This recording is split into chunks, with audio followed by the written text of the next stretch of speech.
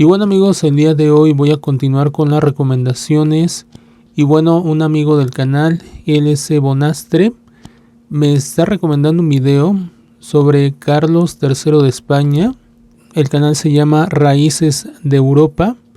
Les dejo el link del canal en la descripción por si quieren ir a verlo, suscribirse al canal. Yo le voy a dejar un like. Y bueno, ya sin más voy a empezar a reaccionar al video y comenzamos.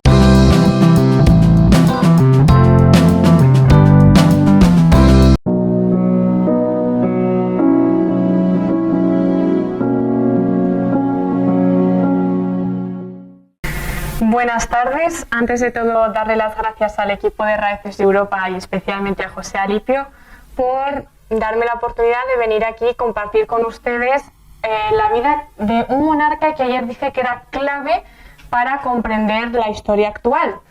Y es que así es, porque este monarca es la actual inspiración del rey de España.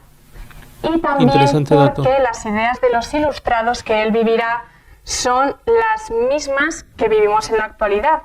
Por ejemplo, de la Ilustración acaba surgiendo el liberalismo, el progresismo, incluso algunas bases del comunismo, el nacionalismo, el patriotismo, también ideas del ateísmo y, como respuesta, el conservadurismo. Entonces, los ilustrados... Antes de continuar amigos, solamente les digo que voy a opinar desde mi ignorancia, no sé de historia. Sé muy poco, así que voy a opinar desde mi ignorancia, pero bueno, vamos a seguir amigos. Los ilustrados sobre todo creen en la razón.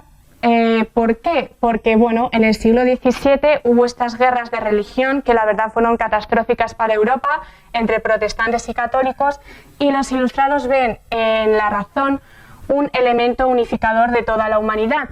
Ese también es uno de los objetivos de los ilustrados, conseguir que bueno, pues que no haya fronteras entre países, que todo el mundo tenga la misma cultura. De ahí pues... Entiendo que los ilustrados son un grupo de personas, ¿no? Bueno, si no es así, ya saben, me corrigen amigos, pero bueno, vamos a continuar. Por ejemplo, que quieran también que todo el mundo siga la moda francesa, que por cierto, Francia y sobre todo París también ahora son el centro del mundo. Curiosamente, Francia estaba en una época política más bien decadente, sin embargo, la cultura francesa será la que se expanda por Europa. Tienen también muy... ¿No es ese famoso dicho de libertad, fraternidad y igualdad, fraternidad y libertad? Algo así, ¿no? ¿No es ese famoso dicho de los franceses? ¿No es acaso lo que está diciendo ella? Voy a seguir amigos. Arraigada la idea del progreso, ahora el hombre es dueño de su historia debido a, por ejemplo, los avances científicos que están haciendo. En ello ven que el hombre puede llegar a una especie de plenitud mediante la ciencia, la educación, bueno, todas aquellas medidas que contribuyan a la felicidad pública. Esta es una expresión que usan muchísimo. Los principales autores son, por ejemplo, Voltaire, de donde los ilustrados sacarán la libertad de pensamiento, el laicismo y también una cierta tolerancia religiosa. Otro pensador muy importante es, por supuesto, Rousseau, con su idea del buen salvaje, en el que viene a decir que la sociedad es muy mala y el hombre, para regenerarse, digamos, tiene que volver a una especie de estado primigenio, vivir en contacto con la naturaleza. Bueno, y también es una época de elegancia, del buen gusto. De hecho, en España se va a formar lo que se llama la Academia del Buen Gusto. Es una academia que, sobre todo, pues, se interesaban en la literatura, en las letras. Entonces, por ejemplo, les he traído esta tarjeta de invitación de los condes de Aranda que dice: los condes de Aranda tendrán sus conversaciones de invierno en las noches de los lunes y viernes cada semana desde las 7:30 de ellas, y empezarán el viernes 4 de diciembre, lo que participan a vuestra excelencia, pues se gustare de concurrirles cuando alguna vez le acomodare. Sus conversaciones de invierno. Y es que los ilustrados tenían este ambiente de tertulia, de academia, de salón. Y bueno, pues aquí les he traído este ejemplo en el que también pues le dice que a partir de las 7 ya estará encendida la chimenea. No sé, pero a veces siento que antes se pensaba más. Hoy actualmente creo que se piensa menos, pero bueno, vamos a seguir amigos. Claro, el siglo XVIII también es un siglo un poco de ideas que chocan, porque mientras que nos encontramos estas ideas de los ilustrados, también con la división de poderes de Montesquieu y la voluntad popular de Rousseau, a la vez estamos en una época en la que la mayoría de monarquías son absolutistas. Bueno, por ejemplo, en España esta concepción del absolutismo comienza ya con los reyes católicos. Desde entonces los reyes cada vez querrán tener más y más poder, hasta que con la monarquía borbónica llegamos a este absolutismo. De hecho, Carlos III es el que instaura el derecho divino, es decir, que su poder proviene directamente de Dios, lo cual no era... voy a regresar, está interesante este dato, a ver, voy a regresar. De hecho, Carlos III es el que instaura el derecho divino, es decir, que su poder proviene directamente de Dios, lo cual no era típico de la tradición española. Lo que era tradicional aquí era que Dios le daba el poder al pueblo y el pueblo se lo daba al rey, por eso debía jurar las cortes. Es más, en la propia corte de Carlos III ya empezaba a haber algunas personas que, bueno, que les parecía que esta idea de absolutismo estaba un poquito atrasada. Por ejemplo, en las cartas de los nobles, a lo mejor a veces se quejan de cómo por ejemplo, cuando les sirven a la mesa, se tienen que arrodillar para darle la bebida. O también yo creo que un ejemplo buenísimo para ver el cambio de mentalidad. Eso sí se me hace muy extremo, ¿no? Arrodillarte para acercarte a la mesa. Se me hace muy raro eso, ¿eh? Creo que ya es un poquito de exageración. De cómo por ejemplo, cuando les sirven a la mesa, se tienen que arrodillar para darle la bebida. O también yo creo que un ejemplo buenísimo para ver el cambio de mentalidad es también cuando ellos se escribían, si hablaban del rey, le llamaban el amo, que hoy nadie llamaría al rey amo. Entonces, bueno, pues también les he traído estas caricaturas para que vean que también el siglo XVIII es un siglo pues muy divertido. La verdad es que tenían mucho humor. Me imagino, y hacían pues todos Me imagino, porque he visto películas y algunas cosas que hacían se me hacían graciosas, bueno, por las películas solamente. Todas estas caricaturas que publicaban en los periódicos. Vemos que se reían de su propia vestimenta, que mucha gente hoy en día le parece muy exagerada. De hecho, había pelucas, una clase de un grupo de hombres a los que llamaban macaroni, que eran sobre todo ingleses que habían estado por Europa, habían visto modas pues de colores más vivos y luego volvían a Inglaterra y a los ingleses les parecían ridículos y les llamaban macaroni porque en Italia se habían acostumbrado a comer macarrones. Entonces, ¿cómo es la sociedad? Pues es una sociedad estamental, es decir, no es de clases sociales. Naces en el grupo y hay algunos casos raros en el que sí podías cambiar, pero no era lo normal. Las clases sociales más bien están basadas por quizá tu nivel adquisitivo. Entonces, bueno, empieza a haber un problema con la nobleza, porque la nobleza es un estamento que surge en la Edad Media y sirve como protección ante las personas que te quisieran atacar. ¿Pero qué pasa? Bueno, pues que los nobles cada vez más van despojándose de esta función militar y se dedican más a las artes, al mecenazgo, al patronazgo. Y bueno, también hay muchos que la verdad es que ni siquiera se dedicaban a eso. Entonces los ilustrados empiezan a decir que, bueno, que por qué los nobles deben ser mejor que los demás si realmente tampoco están ejerciendo otra función. Después el clero también será muy criticado debido a este ateísmo naciente y bueno, pues digamos que el pueblo, aunque no era el pueblo, en realidad eran los burgueses que querían ser los nuevos nobles y por eso pues hacían tantas críticas, expandirán esta idea de que pues el tercer estado está siendo oprimido por la nobleza y el clero. Aquí es donde lo dejamos ayer, con este precioso cuadro de partida de Carlos III de Borbón a España. Sale del puerto de Nápoles el 7 de octubre de 1759 y llega a Barcelona el 17 de octubre de 1759. Y no escoge Barcelona al azar, sino que por una buena razón, que era un poco para hacer las paces con aquella ciudad que había sido la enemiga número 1 de su padre. En este viaje, bueno, pues irá el famoso Marqués de Esquilache y cuando llegan a Barcelona la verdad es que son muy bien recibidos. De hecho, Carlos le escribe a su madre que el pueblo hace locuras de contento y se construirán todos estos carros, arquitecturas efímeras que también podemos ver aquí. Estas se desmontaban rápidamente, se hacían tan solo para la ocasión. Estos son unos cuadros que se pintaron para representar la entrada de Carlos a Madrid. Esta fue la entrada oficial en 1760, pero en realidad el rey ya había entrado antes a Madrid, lo que pasa que lo había hecho de manera discreta. Entonces vemos estas arquitecturas y también que los balcones de Madrid se recubrieron con tapices. Bueno, su viaje hasta Madrid recurrió sin mayor novedad, excepto porque se tuvo que quedar unas semanas en Zaragoza porque sus hijos habían enfermado de sarampión. ¿Qué te ofrecen hoy? Comerciales, una tarjeta amigos. de crédito y una cuenta que Bueno, pues Carlos es coronado rey de España, había dejado a su madre Isabel de Farnesio como regente y, bueno, pues la verdad es que a los Borbones y también a los extranjeros les sorprendía que la capital de el que era uno de los imperios más poderosos de entonces tuviera pues una capital tan austera, digamos, que no brillaba como París o Londres. Entonces Carlos siempre se preocupará mucho de cuidar el aspecto de su capital. Lo primero que hace es iluminar, empedrar y limpiar la ciudad, como nos cuenta su primer biógrafo, el conde de Fernán Núñez. Pensó desde luego en la iluminación, empedrada y limpieza de Madrid, y de la corte más puerca del mundo hizo la más limpia que se conoce. Todas las inmundicias se arrojaban por las ventanas, de modo que el hedor era insoportable.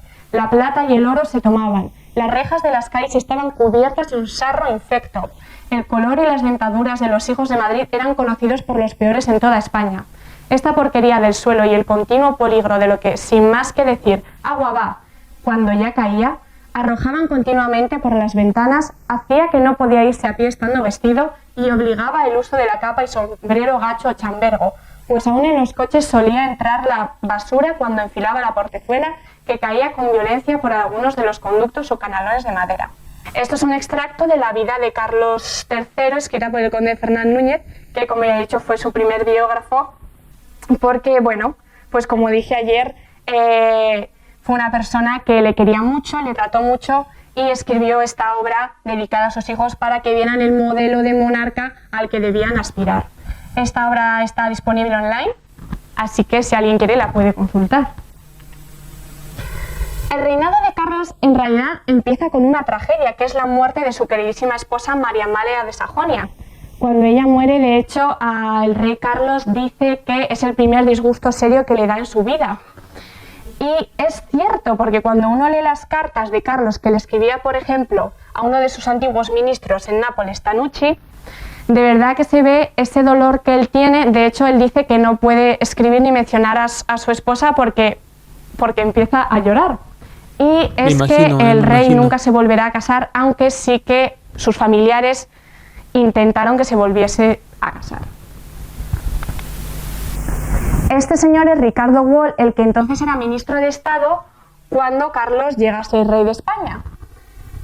Bien, los Borbones, cuando llegan a ser reyes, cambian el sistema de administración de todo el imperio. Se organizaba con un sistema llamado polisinodal, que consistía en diferentes consejos: Consejo de Castilla, Consejo de Aragón, y ellos lo cambiarán por un sistema de secretarías de Estado y de despacho. La Secretaría de Estado era la más importante, era como lo que hoy entenderíamos como un primer ministro, que trataba los asuntos exteriores.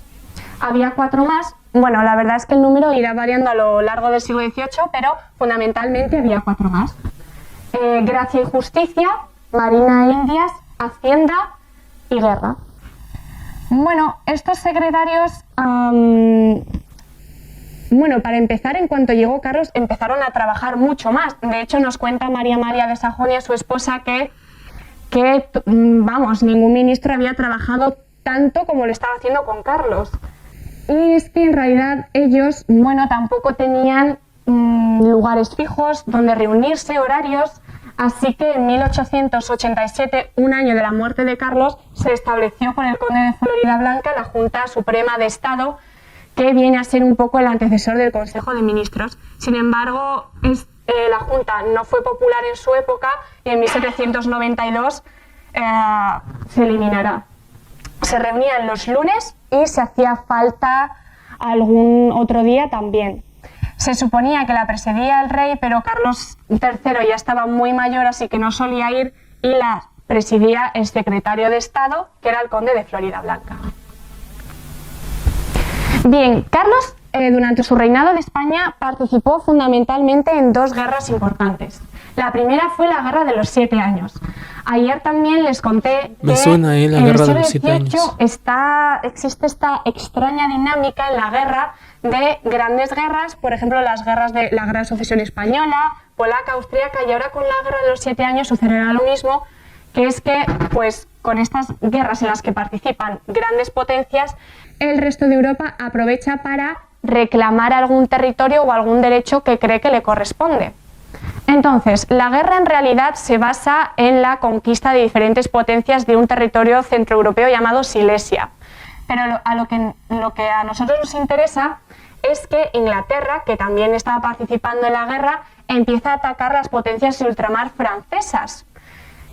Pues Francia tenía territorios, por ejemplo, en la India, pero también en América, en el Quebec y la Luisiana.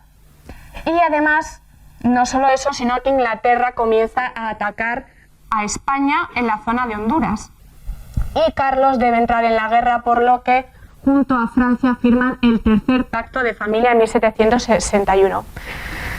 La relación de Francia con España, la verdad es que era más... Entonces sí hubo una alianza entre España y Francia.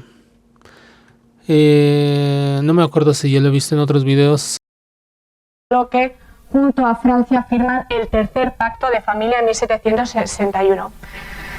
La relación de Francia con España, la verdad es que era más bien política, porque ninguno de los reyes se apreciaban, digamos, personalmente. En el siglo XVIII es muy común decir que es un siglo afrancesado. En realidad, esto políticamente, sobre todo, fue en el reinado de Felipe V, y en el reinado de Carlos III más bien será ideológicamente con las ideas de los ilustrados. Bien, España entra en guerra y lo primero que hace, por ejemplo, es invadir Portugal. Y no solo lo hace una vez, sino que lo intenta varias veces, pero esto le saldrá mal. ¿Por qué hace esto? Porque Portugal es el tradicional aliado de los ingleses. Ese video creo que sí lo vi, lo reaccioné. Creo que el título es que España no pudo invadir Portugal. Creo que vi algo al respecto acerca de esta historia, amigos.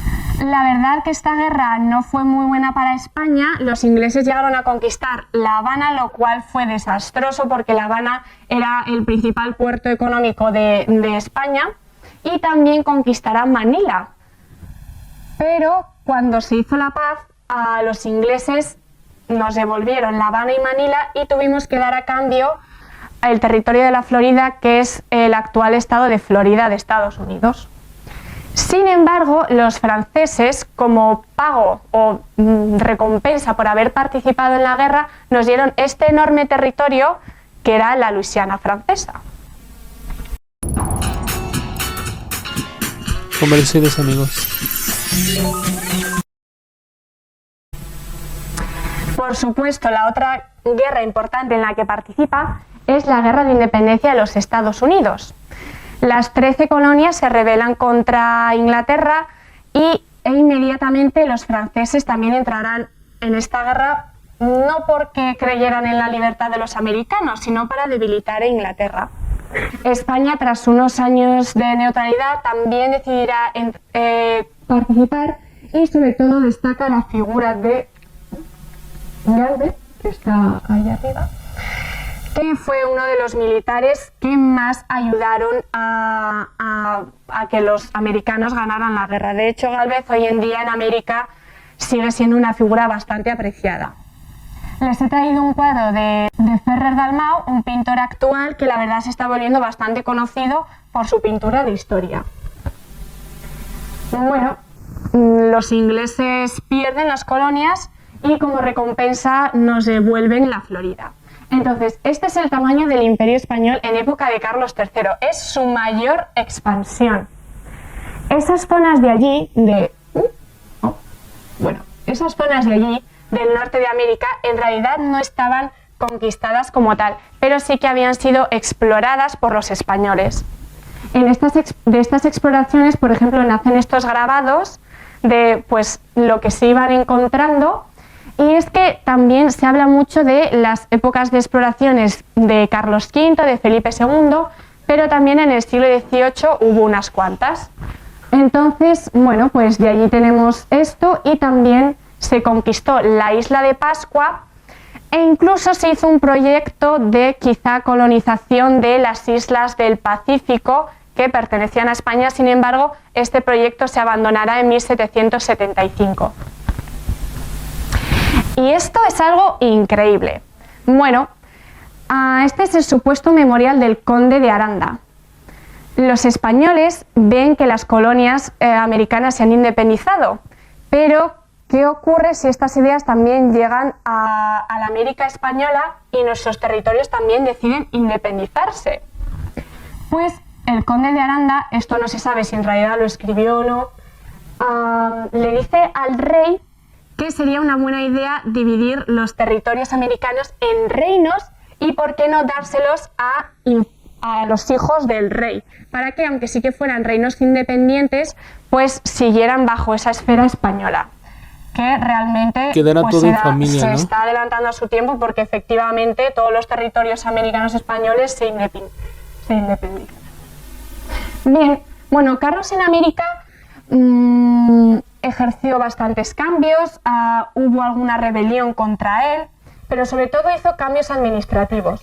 Creó 2 nuevos virreinatos. Originalmente solo estaban el virreinato de Perú y el de Nueva España, que como estaban siendo tan enormes, prácticamente estaba siendo imposible administrar toda aquella zona.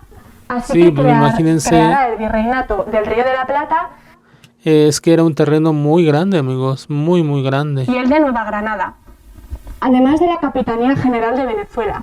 Una Capitanía General es aquel territorio que está dirigido por el Capitán General, que sobre todo se encarga de labores militares. Entonces estas se crean en zonas donde se cree que una presencia más militar es importante. En Max, tu año comienza en Comerciales, junio amigos. con una promo especial. Venga, tú para acá, vamos arrancando apenas. Bueno, y llegamos al famoso motín de Esquilache. Sucedió en 1766 y, bueno, es una revuelta popular, pero no originada en el pueblo. ¿Por qué?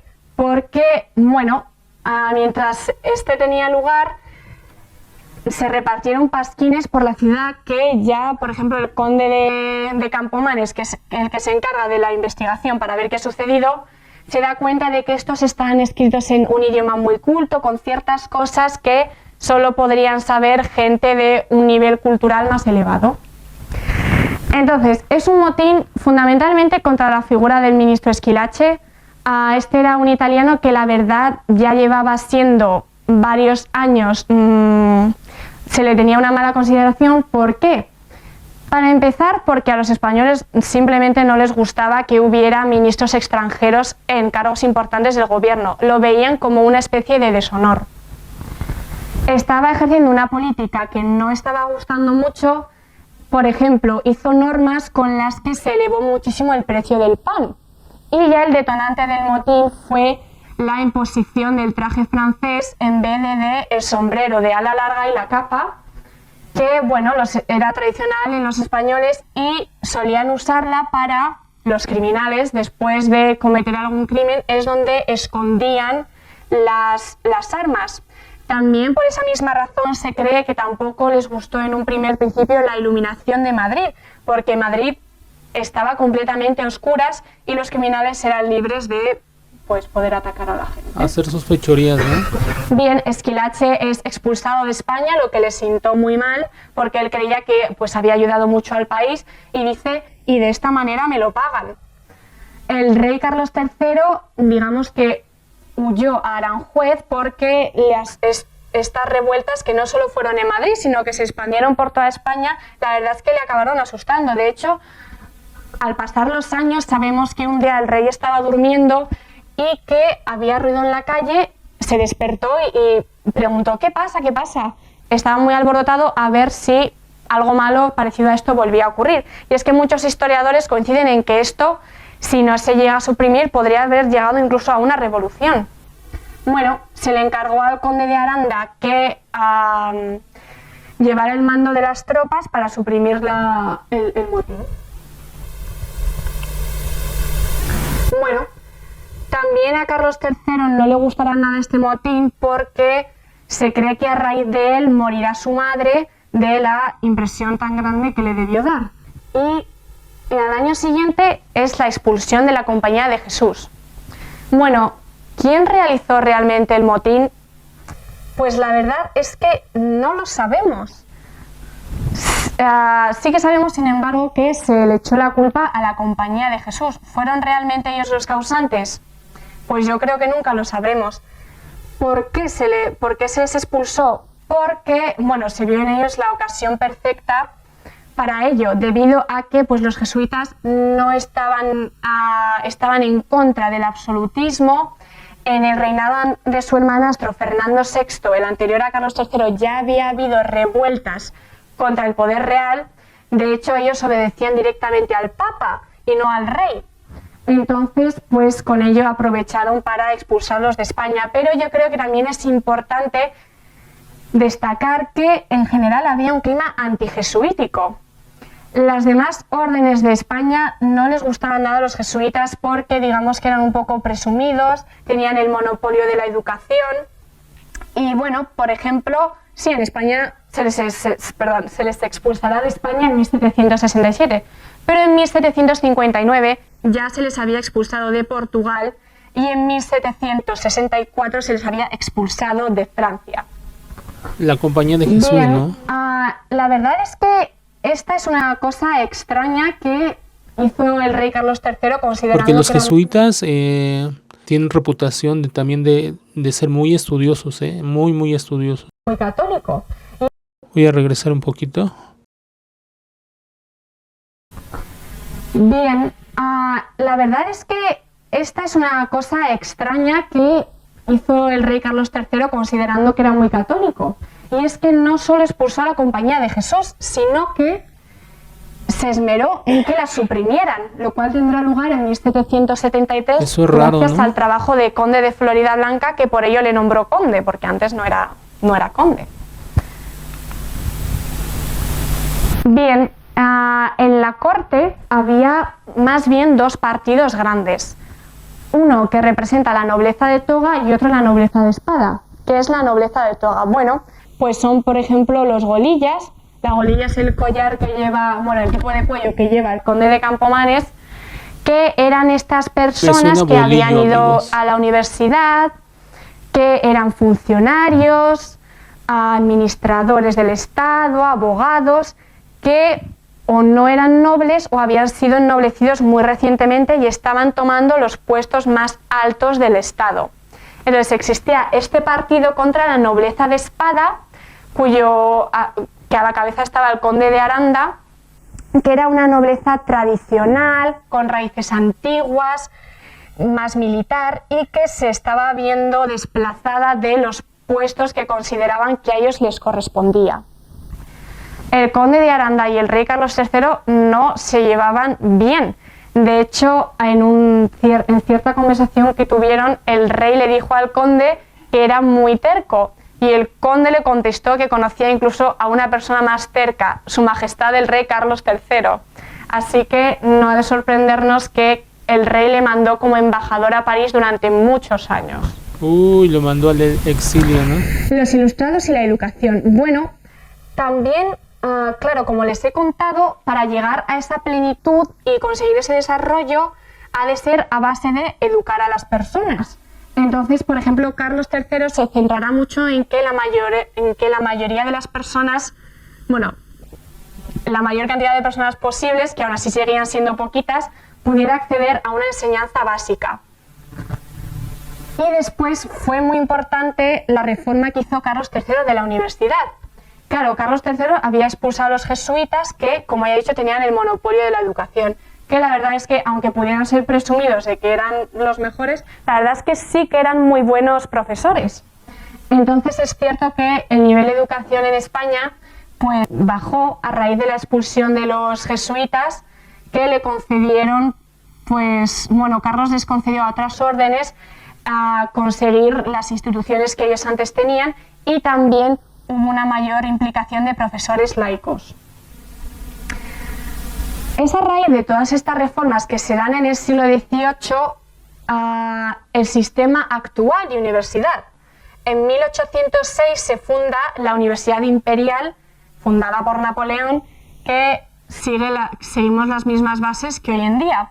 Una clara separación entre ciencias y humanidades y una gran especialización por carreras que bueno, pues realmente está hecho para que cada uno sea especialista en algo y poder servir de esa manera mejor al Estado. Entonces, para esto hacía falta mucho dinero, claro. Bueno, y es que Carlos, él mismo no, pero sus ministros eran muy buenos manejando dinero. De hecho, el rey pagará una deuda que la corona llevaba arrastrando desde tiempos de Carlos V. Y también, bueno, pues instaurará la Lotería Nacional en España, algo que ya venía desde Nápoles. Otra cosa que también volverá popular será el Belén, que sí que es verdad que ya existía en algunas comunidades religiosas, pero cuando algo lo hace el rey se vuelve mucho más popular más rápidamente. Entonces, bueno, fue gracias a su mujer, María Amalia de Sajonia, que lo montaba para sus hijos. Y el Belén napolitano pueden ir a visitarlo cada Navidad al el Belén, o sea, el nacimiento de Jesús. Palacio Real de Madrid. Sí, ¿no? Si no es así, ya saben, me corrigen ahí en los comentarios, amigos. Pero creo que sí está hablando del nacimiento del niño, ¿no? Y el Belén napolitano pueden ir a visitarlo cada Navidad al Palacio Real de Madrid. ¿Qué más hizo el rey? Pues fundó el Banco Nacional de San Carlos, uno de los primeros bancos de España. Era privado, emitía estos billetes que en entonces se llamaban cédulas, eran sin intereses, y su primer presidente fue Francisco Cabarrús, uno de los personajes más ilustrados de España, que después, por ejemplo, será un afrancesado y partidario del gobierno de José Bonaparte. Oh, entonces tuvieron que ver mucho los franceses en España, ¿eh? Vaya dato. No pensé que hubiera tanta relación con Francia, bueno, al menos con personas de Francia en España. ¿Qué más hizo el rey? Pues también se ocupó de la imagen exterior de España. Existe una famosa frase que le preguntan a uno de los enciclopedistas que ¿qué es lo que se le debe a España? Y él contesta, nada. Bueno, como el rey Carlos sabía que no es cierto, crea, por ejemplo, el Archivo General de Indias. También lo hace por motivos administrativos, pero también es para que haya un centro de documentación americana, porque, por ejemplo, los extranjeros nos echaban la culpa de que habíamos cometido horrores en América, y para demostrar que no era cierto, pues crea este archivo en el que pues la gente pueda ir y comprobarlo. Para la imagen exterior de España también hizo que varios personajes de su corte recorrieran el país y pues editaran libros sobre los monumentos, las tradiciones, todo aquello que pudiera interesar a Europa. Y ayer vimos su faceta arqueológica en Nápoles con los importantísimos descubrimientos de Herculano y Pompeya, pero es que en España también ejerció una labor arqueológica que es muy desconocida. Sobre todo fue con edificios hispano-musulmanes. La Alhambra fue, en lo que más se centró, y ellos veían en estos monumentos pues aquello que era más distintivo de España y que no existía en el resto de Europa.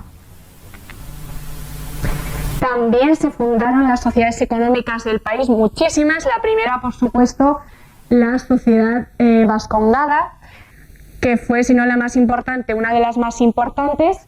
Otra que también pues, tuvo mucha importancia fue la Sociedad Económica Matritense, que actualmente tiene su sede en la Torre de los Lujanes, torre en la que se cree que pudo haber estado el rey de Francia, Francisco I, cuando fue apresado por Carlos V en la batalla de Pavía.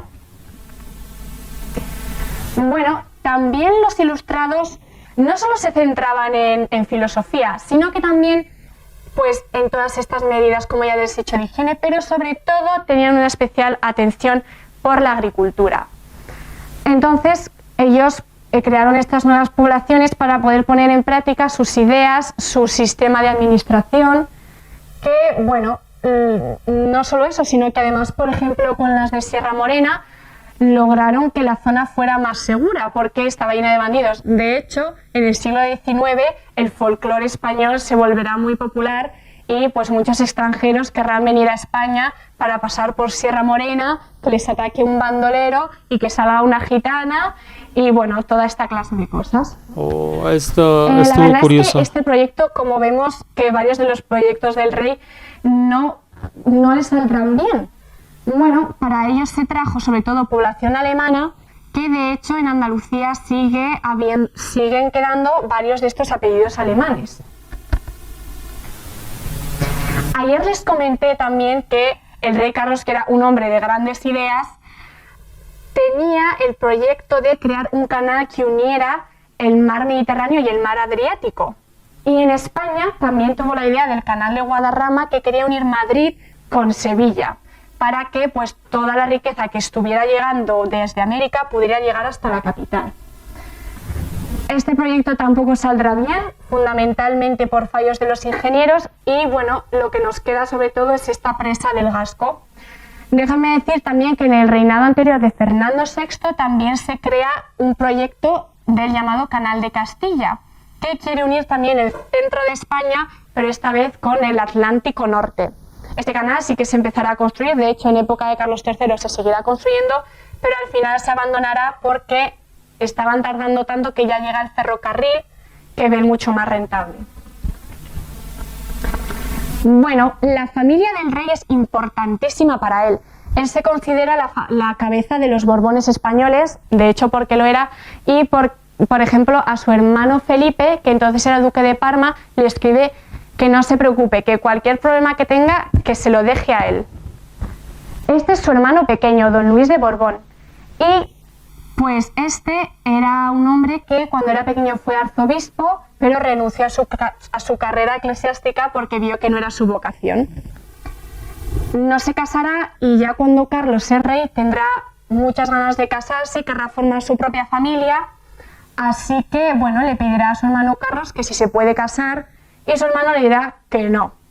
¿Por qué? Bueno, debemos tener en cuenta algo muy importante. Y es que Felipe V, el padre de Carlos, había decretado unas nuevas normas de sucesión en las que los herederos del rey de España debían haber nacido en territorio español. Los hijos de Carlos habían nacido en Nápoles.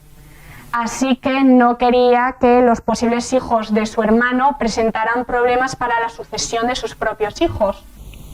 Sin embargo, al final sí que le dejará casarse, pero será con una persona de una condición noble, digamos más baja, por lo que don Luis se verá forzado a renunciar a sus derechos como infante y de hecho también se le expulsará de la corte.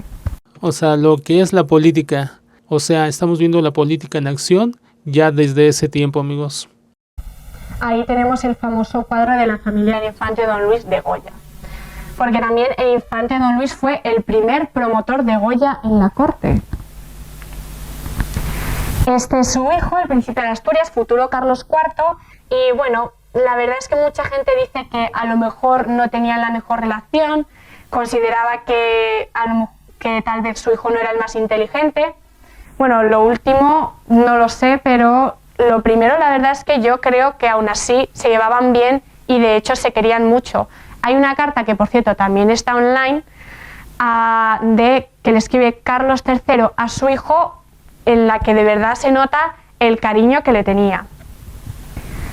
La esposa del príncipe es María Luisa de Parma, que realmente ella con el rey Carlos no se llevaba bien. ¿Por qué? Porque, bueno, pues María Luisa de Parma era una chica joven que quería hacer muchas cosas, se vestía muy a la francesa, llevaba plumas a la última moda y la verdad es que esto el rey Carlos, que era un hombre ya bastante mayor, no lo comprendía muy bien. Entonces le solía reñir bastante por esta clase de cosas. Aquí tenemos otro de sus hijos, Antonio Pascual, que bueno, ahora mismo no es importante, pero en el futuro llegará a ser quien se quede como gobernante en España cuando Fernando VII deba ir a Francia para encontrarse con Napoleón.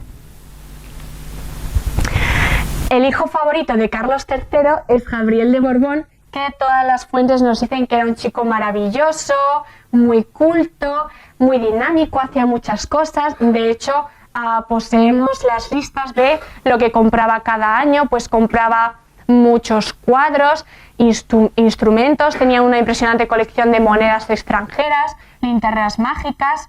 Luego ya sabemos que, por ejemplo, cuando se casó y tuvo un hijo, le compraba muchos juguetes a su hijo. Y bueno, pues era gracias su hijo a él preferido. hizo aportaciones a la Marina y también se consiguieron dar los primeros vuelos de globos de aire caliente en España, que tan solo hace unos años se habían empezado a dar en Francia. ¿Cuál es el legado de Carlos III? Él no mandó construir el Palacio Real de Madrid, pero sí que fue el primer rey que lo llega a habitar. Así que, bueno, pues él también cambió un poco la disposición de las salas, la decoración, también cambió, por ejemplo, las esculturas de la fachada. Este es el Salón de Gasparini, que es una de las pocas salas que sí que se mantienen con la misma decoración que en la época de este rey. Aquí es donde él se vestía y recibía a varios políticos. Aquí es donde dormía, el Salón de Carlos III, pero esta es una decoración de la época de su nieto, Fernando VII, y la decoró de esta manera en honor a su abuelo, con este cuadro y con aquellos colores azul celeste, que son los colores de la orden que fundó la Orden de Carlos III, que sigue existiendo hoy en día y es de las más importantes de España. Azul celeste porque la patrona de la orden es la Inmaculada.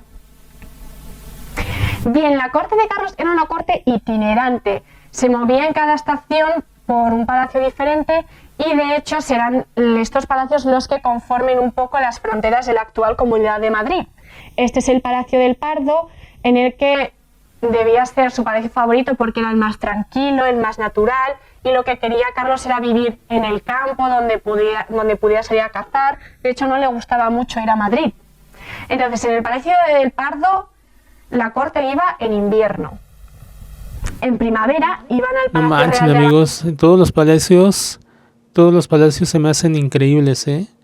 Están preciosos todos los palacios. La corte iba en invierno. Ya duró En el video. primavera iban al Palacio Real de Aranjuez, donde construirá un pequeño teatro, lo cual es muy gracioso porque, como les conté ayer, al rey, detestaba la música. De hecho, cuando llegó por primera vez a España, expulsará de la corte a Farinelli, no solo porque, Farinelli también se había convertido en una especie de figura política, sino porque también no le necesitaba porque nunca quería escuchar música, ni siquiera cuando comía, que era lo habitual. Ayer también les traje una foto de un gabinete de porcelana, este es del Palacio de Aranjuez, y bueno, pues repito que hoy en día para la mayoría de personas estas salas les parecen horribles, pero lo que vemos en realidad es todo el poder que la monarquía tenía porque era capaz de tener una real fábrica de porcelana que era el material más lujoso de la época. Aquí les he traído una lista de las reales fábricas que se crean en época de Carlos III y no son todas. Así que vemos que el rey también apostaba por esta manufactura de lujo, en vez de comprar estos productos al extranjero. Dice fábrica de artillería, de tabacos, de hilados de algodón, tapices, relojes, mosaicos. Whether you're beginner or professional, Comerciales, MotionRay has amigos. something for everyone. Streamline your workflow with their presets and plugins. Les he traído un cuadro de un modernista catalán, Santiago Rusiñol, que es un gran pintor. Este es un cuadro de los jardines de Aranjuez, porque también el rey Carlos construirá todo un nuevo terreno de jardines para su hijo. Son hoy en día los llamados jardines del príncipe. En verano iban a la granja de San Ildefonso, un palacio construido por sus padres. Iban allí porque estaba más alejado y no hacía tanto calor. Y en otoño ya iban al monasterio de San Lorenzo del Escorial, que solía ser... Si me ven o me escuchan un poco adormilado, y es que ahorita ya aquí, que estoy reaccionando el video, ya son la 1:30, entonces por eso me ven medio adormilado, con un poquito, arrastro un poquito las palabras, porque sí, tengo un poco de sueño, amigos, pero bueno, vamos a seguir. El palacio que menos les gustaba. Está precioso. Aún así, los palacios, amigos. Todos los palacios se me hacen increíbles. Por ejemplo, la casa de los infantes, que esta tan solo era la casa para el servicio de sus hijos. Wow. También construirá la tercera casa de oficios, donde residirá el secretario de Estado, en este caso el conde de Florida Blanca. Y una cosa casas, que poca gente sabe es que palacios, también construyó casas, este pasadizo, en el que pues era usado por los sirvientes para que no tuvieran que salir al exterior, al frío, a la lluvia o incluso a la nieve, si estaban en sus propias dependencias o si tenían que ir al palacio. En el Escorial también construirá este Real Coliseo de Carlos III. Él se daba cuenta de que, bueno, a él la verdad es que no le gustaba la música, pero al resto de la corte le encantaba. Así que hizo esto para ellos. También en el Escorial construirá dos casitas, la casita del príncipe para su hijo, el futuro Carlos IV, y la casita del infante. Esto lo hizo porque, bueno, Carlos III vivió 83 años y sus hijos ya iban siendo mayores y querían un poco más de independencia. Y en estas casitas es donde lograban un ambiente que se salía del ceremonial, donde podían hacer sus tertulias, un poquito más estar privado, con sus ¿no? amigos y sobre todo hacer sus veladas musicales. Perdón, la verdad es que estas casitas tienen una decoración impresionante. De hecho, yo diría que son los ejemplos más importantes del neoclásico en España. Esta no se puede visitar, pero la casita del príncipe sí. Muy bien, pues volvemos a Madrid, que en Madrid el rey solo estaba realmente en ocasiones importantes como Navidad o Semana Santa.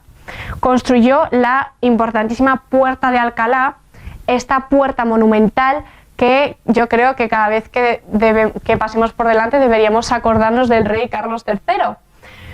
¿Por qué la construyó? Porque, bueno, la hizo de esta manera tan impresionante porque desde Alcalá de Henares es de donde venían todos los franceses y extranjeros que entraban a Madrid. También en todo lo que rodea el actual Museo del Prado, no solo construirá el edificio, sino que tendrá todo un proyecto de hacer de aquel lugar una especie de recinto de cultura. Así que para decorar la zona crea la fuente de la diosa Cibeles, la fuente de Neptuno y también creará una menos conocida que se llama la fuente de Apolo. La botánica le encantaba al rey Carlos. Desde pequeño era uno de sus mayores hobbies y uno de los más populares en general del siglo XVIII. Creó este Real Jardín Botánico para que, bueno, aparte de poder disfrutar de la botánica, se trajeran desde América todas aquellas plantas que se estuvieran descubriendo y se pudieran estudiar. Y por supuesto, también gracias al rey se construyó el edificio del Museo del Prado por el arquitecto Juan de Villanueva, el arquitecto más importante del neoclásico español, y este museo en realidad no iba a ser una pinacoteca, sino que iba a albergar un museo de historia natural. Es gracias a Fernando VI quien lo convertirá en la pinacoteca más importante del mundo. Bueno, ¿cómo era el rey? Pues la verdad es que todas las fuentes nos dicen que era una persona muy educada, muy amable, siempre trataba muy bien a todo el mundo sin importar de la condición que fuese. Tuvo 13 hijos con María Amalia de Sajonia, pero solo sobrevivirán 7 y de hecho solo llegarán unos pocos a la edad adulta. Él siempre de hecho se vestía de esta manera, nos lo cuenta el conde de Fernán Núñez. No le gustaban nada todos estos trajes muy decorados. Es más, cuando tenía que ponerse alguno por alguna ceremonia, se lo quitaba enseguida cuando llegaba a la habitación y decía, por Dios, qué bien. También sabemos la rutina del rey, y es que el rey Carlos la verdad es que sí que trabajaba mucho, se levantaba todos los días a las 6 de la mañana y en aquella época no había fines de semana. Se levantaba a las 6, desayunaba su chocolate, que era la bebida más popular del siglo XVIII, después iba a misa, trabajaba con sus ministros, veía a los embajadores y por la tarde solía salir de caza, que casi tenía una obsesión por ella, pero había una razón detrás, que era despejarse para no acabar volviéndose loco como algunas de sus familiares, lo cual le preocupaba mucho. Sabemos que también que Era un hombre gracioso, le gustaba divertirse, hacer chistes, que la verdad es que a Carlos III le acusarán de que su corte es la más aburrida de Europa. Y es cierto que no hacían estas ceremonias públicas con música y espectáculo, pero la España de Carlos III sí que tenía muchísima actividad cultural, sobre todo por los principales nobles como los duques de Osuna. Muy bien, llegamos a su muerte. En el año de 1788 muere su hijo favorito, Gabriel de Borbón y Sajonia, e inmediatamente Carlos escribe en una carta que Gabriel ha muerto, poco podré yo vivir. Bueno, enferma rápidamente y muere el 14 de diciembre de 1788, pidiéndole como último deseo a su Señor Cristo que le dé la vida eterna. Actualmente está enterrado, como el resto de reyes españoles, en el Panteón Real del Monasterio del Escorial, junto a su mujer. Tengo que reaccionar a ese lugar, amigos. Pero bueno, vamos a seguir. A su Señor Cristo que le dé la vida eterna. Actualmente está enterrado, como el resto de reyes españoles, en el Panteón Real del Monasterio del Escorial, junto a su mujer. Y les dejo con esta imagen de una estatua ecuestre de la Puerta del Sol en Madrid, una estatua que Madrid le hizo a su mejor alcalde, y pues aquí les dejo con las palabras de su querido conde de Fernán Núñez. Había destinado el cielo para defendernos de tantos males, para restablecer un reino extinguido después de 200 años y para reinar y hacer felices por el espacio de 54 los pueblos de Italia, España y América, que vivieron bajo su justa y benéfica dominación. Muchas gracias. Movavi Video Suite Ya es tu acabó, paquete de esperen creación de comerciales, video todo amigos. en edita de forma Nada más rápida y escuché muchas gracias. Ya acabó, amigos, ya acabó. Creo que siguen las preguntas, me imagino. Bueno, hasta aquí voy a dejar el video, amigos. No sé si sigan preguntas. Es que ya ya tengo mucho sueño, amigos. Ajá, van a empezar preguntas. Se me hizo muy interesante la vida del rey Carlos III. Mucha información, muchísima información, muy interesante, muy entretenida, algunas veces muy divertida. Les repito, el canal es Raíces de Europa. Les dejo el link en la parte de abajo en la descripción, por si quieren ir a verlo, suscribirse al canal. Y bueno, amigos, pues si quieren dejar algún comentario acerca pues de la reacción del video, de lo que vimos, de lo que no entendí, me lo pueden dejar en los comentarios. Ya saben, amigos, ¿qué les puedo decir? Cada vez voy aprendiendo un poquito más. Espero que se me vaya quedando un poquito más cada vez sobre la historia de España, de los reyes y todo lo que voy viendo, amigos. Pero poco a poco se me irá quedando información en la cabeza. Pero bueno, poco a poco se me irá quedando información. Y bueno, pues esta fue la reacción de hoy, el video de hoy. Si les gustó, por favor déjenme su like, suscríbanse para ver más video reacciones y nos vemos hasta la próxima. Bye, amigos.